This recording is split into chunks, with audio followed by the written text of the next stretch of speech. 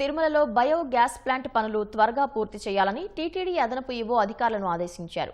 సంబంధిత ఐఓసీఎల్ ప్రతినిధులకు అవసరమైన సహకారం అందించాలని కోరారు.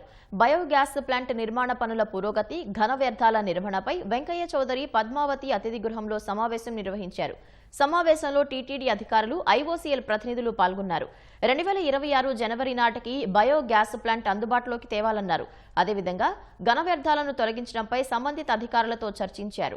పైప్లైన్ పనులు పూర్తి చేసి గ్యాస్ ప్లాంట్ అవసరాల మేరకు విద్యుత్ కనెక్షన్ అందించేందుకు చర్యలు చేపట్టాలన్నారు.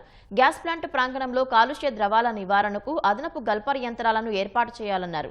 టీటీడీ రవాణా విభాగం సమన్వయంతో ట్రాక్టర్లకు రిజిస్ట్రేషన్ ప్రక్రియ వేగవంతంగా జరిగేలా చర్యలు తీసుకోవాలని సూచించారు. అన్నప్రసాద కేంద్రంలోని వంటగదికి బయోగ్యాస్ సరఫరా చేసేందుకు ఐఓసీఎల్ చేపట్టే బర్నర్ సవరణ పనులకు అయ్యే ఖర్చును టీటీడీ భరించేందుకు అదనపు ఈవో అంగీకారం తెలిపారు.